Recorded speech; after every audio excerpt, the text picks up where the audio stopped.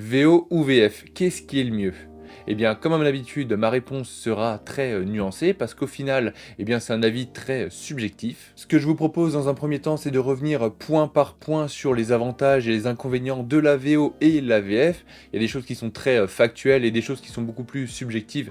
Donc là, je pourrais donner mon avis. Et une fois qu'on aura fait ça, eh bien, je pourrais vous donner mon avis sur l'entièreté, sur ma pratique, comment est-ce que je lis mes comics, après eh bien, plus d'une dizaine d'années, à avoir essayé plusieurs choses. Avant de commencer point par point, je voudrais d'abord préciser quel format est-ce que j'entends lorsque je parle de VO et pareil pour la VF, parce que ici je ne vais pas énumérer tous les formats qui existent en VO et en VF, je le dédierai peut-être à une autre vidéo. Là ici lorsque je vais parler de VO, je vais parler eh bien de la single issue, hein, du petit fascicule de 20 pages, là, comme vous voyez.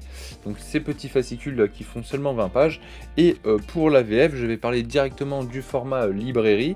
Donc, voilà, ce format qui relie au final plusieurs petits numéros comme ceci. Parce que je trouve que ce sont les deux formats un petit peu rois. Lorsque l'on lit en VO, on va surtout se diriger vers du single issue, enfin à mon sens. Pareil, pour lorsqu'on lit de la VF, de toute manière, on va directement aller sur du format librairie, parce qu'on n'a pas trop le choix non plus. Allez, on commence avec le premier point qui concerne la disponibilité. Alors, quand je dis la disponibilité, c'est un peu l'exclusivité de la sortie. Donc ça concerne en fait quand est-ce que le récit va sortir, que ce soit en VO ou en VF. Bon, il y a assez peu de suspense sur ce point-là, puisque vous vous en doutez très bien, c'est la VO qui l'emporte, parce que forcément, il n'y a pas ce travail de traduction à faire qu'il y a pour la VF. Globalement, si vous êtes très pressé de lire votre récit, que vous n'arrivez pas trop à attendre, ou alors que vous ne voulez pas risquer de vous faire spoiler, eh bien il faudra vous tourner vers la VO. Parce que du côté de la VF, forcément, il y a un travail de traduction à faire, un travail éditorial à faire, et donc ça peut prendre quelques mois, voire quelques années pour certains récits, parce qu'il y a aussi un choix éditorial de l'éditeur, mais ça, on va en parler un petit peu plus tard. Le fameux confort de lecture. C'est un point qui est très important. Et qu'est-ce que j'entends par confort de lecture? Eh bien, plusieurs critères. Tout d'abord, le support. Donc le support VF comme celui-ci, ou le support plutôt VO comme celui-ci, mais qui pourrait être amélioré avec un format plutôt TPB, donc Trade Paperback, mais encore une fois, c'est pas le sujet de la vidéo, je ne vais pas revenir sur tous les formats qui existent, mais donc un petit peu le support, le confort de lecture au niveau du support. Ensuite, eh bien, la langue, parce que bon, ça dépend de chacun, mais il y a aussi la barrière de la langue qui peut être plus compliquée avec l'AVO pour certaines personnes. Aussi, dans le confort de lecture, je compte les publicités qui sont présentes dans certaines single issues en VO. À l'inverse, il n'y en a absolument aucune en VF. Et enfin, je compte aussi les petits éditos qui sont présents en VF pour contextualiser le récit, les récents événements qui se sont déroulés dans les séries précédentes, etc., etc. Donc c'est vraiment un gros plus pour la VF. En regardant tous ces paramètres, pour moi, c'est indéniablement la VF qui l'emporte, parce que je trouve le support beaucoup plus agréable. La barrière de la langue, eh ben, il n'y en a aucune lorsque c'est en VF. Il n'y a pas de publicité, et en plus de ça, il y a la présence de petits éditos pour contextualiser eh bien, la série que l'on va lire, les événements qui se sont déroulés. Donc pour moi, c'est un all-in sur la VF. La question du prix est aussi un point très important, puisque pendant très longtemps, l'AVO coûtait bien plus cher que l'AVF.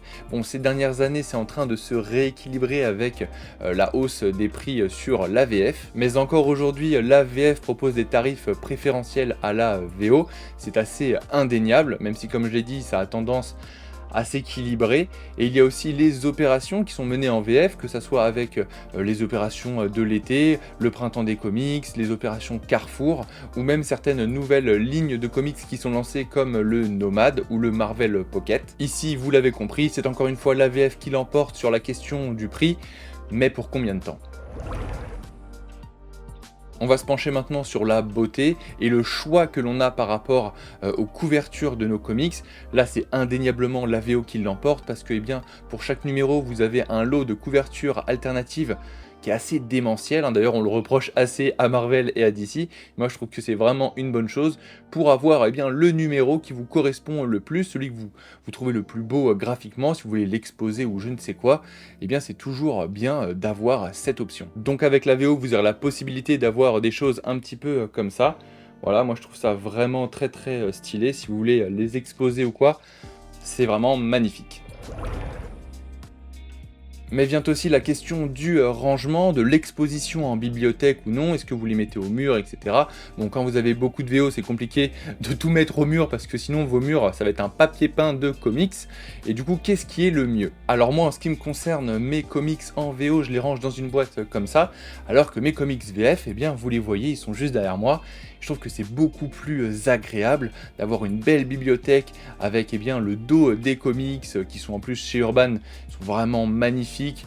Le travail est exceptionnel, je le dirais toujours, mais vraiment, l'exposition de ces comics VF Urban, c'est pépite. Donc pour le coup, moi, j'irais clairement du côté de la VF, mais si vous avez des idées d'exposition différentes pour la VO, si ce n'est les mettre sur des petits présentoirs ou les accrocher au mur, bah, je suis curieux de vous entendre, parce que moi, du coup, ce sont dans des box, et après les box, même si elles sont très jolies, je trouve ça quand même beaucoup moins beau que d'avoir de belles bibliothèques avec tous ces comics bien rangé. Et enfin, le dernier point que j'ai noté, je vous en parlais dans le premier point, c'est l'accessibilité au récit, et forcément ça va être en faveur aussi de la VO, parce que la VO c'est le format originel, donc tout sort dans ce format, et comme je le disais aussi, il y a un travail éditorial mené par Urban Comics, Panini Comics, ils ne peuvent pas tout éditer, parce que forcément des choses ne vont absolument pas se vendre, et donc c'est pas du tout rentable pour eux, mais quelquefois c'est un petit peu aussi embêtant, parce qu'il y a des récits qu'on aimerait bien pouvoir se procurer en VF, et ce n'est pas possible. Alors est-ce que c'est parce que c'est un risque pour l'éditeur ou simplement c'est passé à la trappe, ça n'a pas été considéré pour X ou Y raison. Après voilà, je suis pas dans le milieu, je ne saurais pas comment sont faits les choix éditoriaux, mais pour le coup des fois se pencher vers l'AVO rien que pour ça, ça peut être très intéressant. Voilà, je pense avoir fait le tour sur tous les points qui me semblaient nécessaires de traiter pour l'AVO ou l'AVF. En plus, vous avez eu mon avis par rapport à ces questions-là. En ce qui me concerne, après plusieurs années de lecture, que ça soit en VO ou en VF, j'ai trouvé mon rythme de croisière, c'est-à-dire que moi maintenant, je lis mes séries ongoing en VF, que ça soit Batman, Superman, Titan, etc. Bon, j'ai tout de même quelques petites exceptions, par exemple la série Poison Ivy, que je suis en VO parce que justement il y a des couvertures alternatives que je trouve incroyables, et je lis en VO tout ce qui concerne les événements. Donc par exemple tout à l'heure je vous montrais un numéro, c'est le dernier de Dark Crisis. Je suis aussi Absolute Power cette année qui est en train de sortir, donc ça c'est le Free Comic Book Day. Mais voilà, je regarde plutôt les événements en VO parce que j'ai pas envie de me faire spoil sur ces choses là. Et il y a aussi bien sûr quelques exceptions comme Walking Dead que je suis en VO, et plein d'autres petites séries que je suis aussi en VO. Donc si je devais résumer pour moi la VF, on a un meilleur confort de lecture, le prix est aussi un peu plus intéressant, mais ça risque peut-être de changer, et enfin pour le rangement dans des bibliothèques, c'est ce qu'il y a de mieux. Après avec la VO, vous serez toujours les premiers à avoir accès au récit, donc garantie no spoil. En plus de ça, vous allez pouvoir vous procurer des couvertures alternatives qui peuvent être sublimes, et donc vous aurez des numéros tout le temps pépites. Et en plus de ça, pour terminer, vous aurez toujours accès au récit puisque vous ne dépendez pas des choix éditoriaux d'un éditeur. Voilà, c'est tout pour moi. J'espère vous avoir appris quelque chose, ou alors vous avoir conseillé si vous étiez un petit peu à la recherche de soit VO soit VF. En tout cas, moi je vous dis à très bientôt, prenez soin de vous et surtout, lisez des comics.